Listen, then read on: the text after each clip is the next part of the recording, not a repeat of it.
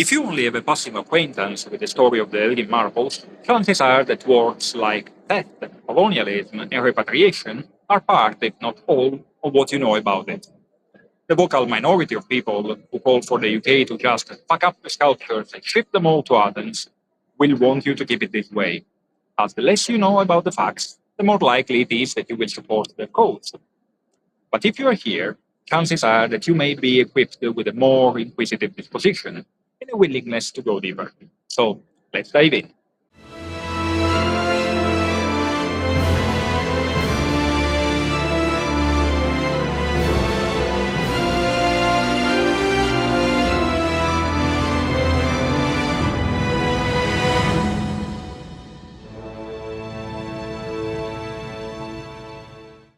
Hi, my name is Mario Trabucco, and this is Marble Games, a series dedicated to the history of the Elgin marbles and their broader cultural context. Let's start our story with the main character, Thomas Birch, the 7th Earl of Elgin and 11th Earl of Kincardine. He was a member of the Scottish nobility, with a career in the military and a string of high-level appointments in the diplomatic service, covering the post of British ambassador to Austria, then to Belgium, and lately to Prussia, a career that was definitely on the up. Like every respectable gentleman of his time, Lord Elgin was raised with a classical education. Harrow, Westminster School, law at St Andrews, plus periods abroad in Paris and Dresden. The cult of the classics is all around him. He spends his time in neoclassical buildings and interiors designed by John Nash and the Adam brothers, and drinks his tea in the classically inspired pottery by Wedgwood. From the proliferation of antiquarian societies up and down the country to the endless stream of published accounts of the Grand Tour. People raised like these developed a real sense of urgency for conserving a past that had, at one time, the characteristics of an essential nourishment and an endangered species. When in 1799 Lord Elgin was selected for the post of His Britannic Majesty's representative to the Ottoman court, he immediately saw it as an opportunity to make his own contribution to what he called the progress of the arts in Britain. After consulting with his architect, Thomas Harrison, he formed a plan for a grand artistic mission to document the antiquities in the Levant. Unfortunately, when he put the plan to the government for financial support, they refused. But Lord Elgin, undeterred, put his money where his mouth was and decided to finance the mission himself.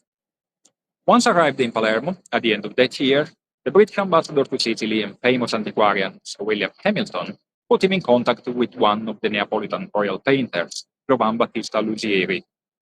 The two reached an agreement, the Sicilian king gave his blessing, and Lusieri set off for Rome to assemble his crack team of artists.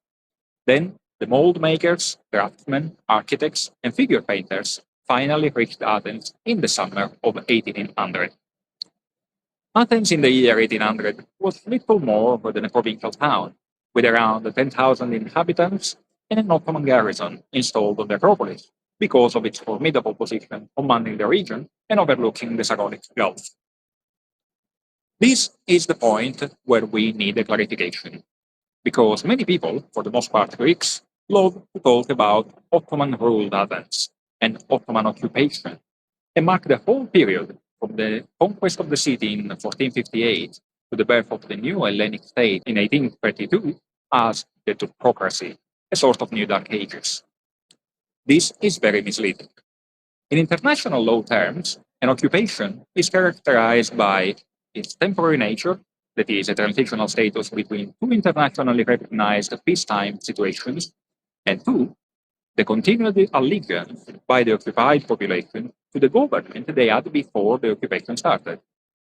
Once a new peace agreement is achieved by a treaty with the former enemy or by its total defeat, the conquered people are automatically under the new sovereign and must abide by the new laws, pay his taxes, serve in his army, etc.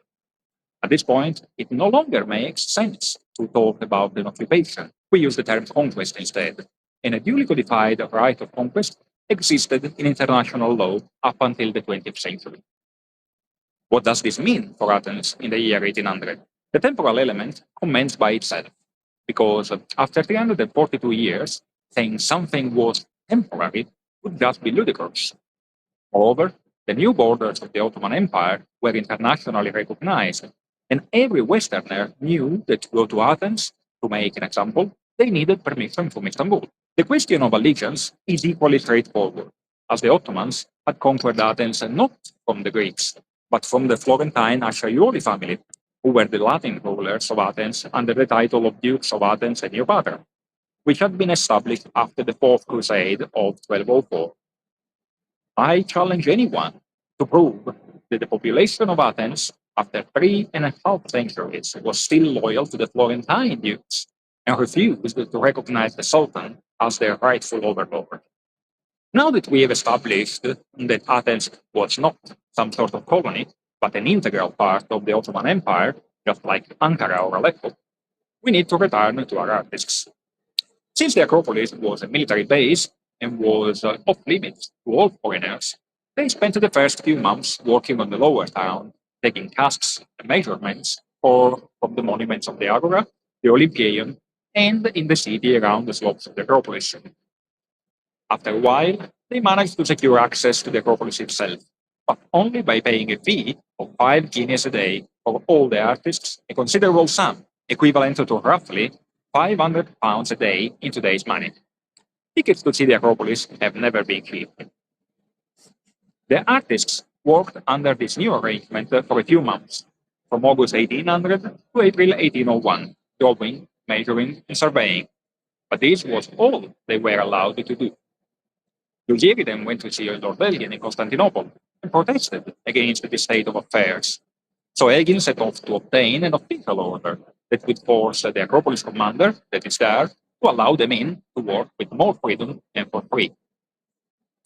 This first order, which Elgin had sent to the British consul in Athens, Logothetis, before Lugieri had left Constantinople, never reached its destination. Some access for the mold makers seemed to have been provided nonetheless.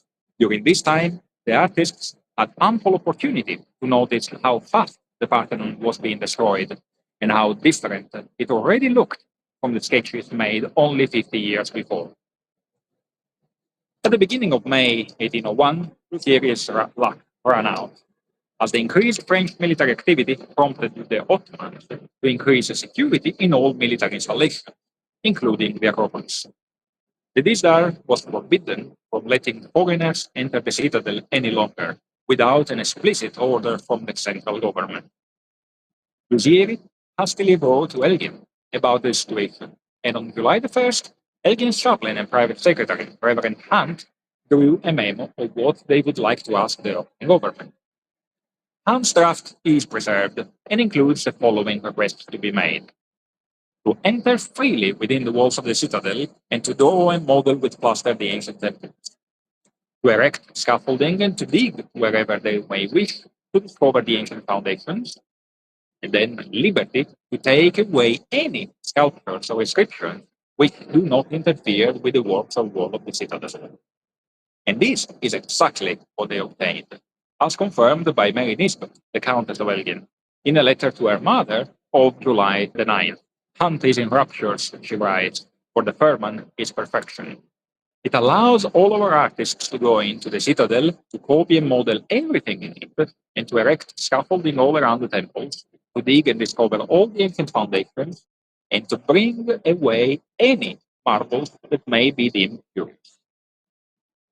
A copy of this firman, a term Westerners used to denote any Ottoman document, was translated into Italian by explicit request of Reverend Hunt, so that he and the artists would know the exact terms and extent of their newfound liberties, as none of them would read Ottoman Turkish. Italian was the lingua franca of the Levant at the time, a vehicular language that all merchants used across the region, and it was known even by some of the Ottoman governors. Ali Pasha could speak Italian, for example. The Turkish original of the letter, carried to the addressees in Athens by an imperial messenger, which was duly obeyed, has never been found. The most likely explanation for this is that it would have been stored in the archives of the voivode in Athens, as the order was addressed to him, but the Greeks burned these during the 1821 revolution. Regardless of the survival of the original, there can be no doubt about its existence, content, and efficacy. Several Western travelers mention it, whether to complain about the permission the Sultan had granted, or taking note in their diaries that they had indeed seen it, as long as did, mentioning the Turkish original. Even Lord Byron, an authority no respectable Greek dares to contest, and certainly no friend of Elgin's, mentioned that the dilapidation was empowered by ever more generous ferments. Duly authorized, Lugier and his team started their work, which lasted until November 1802.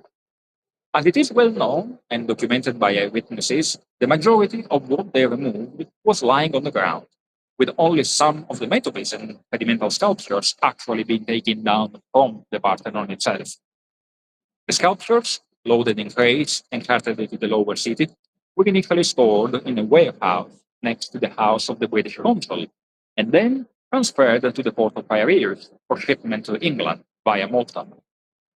It was not an easy journey, and between shipwrecks, wartime stops, and new export permissions, all 150 cases with the main part of the sculptures were safely in London by 1806. Talking of permissions, there is another bit of documentary evidence we need to refer to. While in Athens, Usiri continued collecting antiquities on behalf of Lord Elgin, even after all of the sculptures from the Acropolis had been dispatched. A few years later, in 1809, the relations between Britain and the Porte were not as strong as they had been, and the Ottomans, prompted by their new favorites, the French, were making all sorts of difficulties to the export of this second collection of antiquities. Elgin contacted Sir Robert Adair, who was the British ambassador at the time, looking for support, and Adair agreed to plead Elgin's case with the Ottomans. We are lucky also to have the Ottoman side of the story this time, through an internal document of the administration found by Professor Eldem in the Imperial Archives in Istanbul. The memo to the Sultan from 1810 reveals that it has been verified that figure-bearing stones of this kind have previously been given to the English, meaning Elgin, and the fact that the aforementioned ambassador's petition in this respect has not yet been granted is not due to an unexpected inconvenience, but rather to the intention of letting some time go by and pass so that the matter gain in importance. Nothing more than Ottoman negotiation tactics. And so, after the customary bit of back and forth, the permission was finally granted. Thus, the Adair letter, when read in conjunction with this document, far from pointing to imaginary wrongdoings by Elgin, as some would have it, serves instead as yet another confirmation of the fact that stones of this kind had previously been given to the English, an obvious reference to the firman of July 1801. So, here you have it, a far cry from the propaganda of the Hellenic government and its apologists. Scholarly reconstruction of the events by academics worldwide proves that no theft ever occurred. Marbles were not stolen, and Elgin's title was indeed bulletproof, allowing him to pass it on to the British nation where it currently lays, with the marbles entrusted to the careful care of the British Museum. The very idea of a foreign diplomat entering a military base, taking tons and tons of sculpted architectural members, reworking and packing them, and taking them away under the very nose of the commander and his garrison, employing hundreds of laborers for months, all without a valid permission, is just nonsense. The permission was obviously there, and you can still see the Italian translation in the British Museum. That's all I have for today, but watch out for more in the next installment of Marble Games.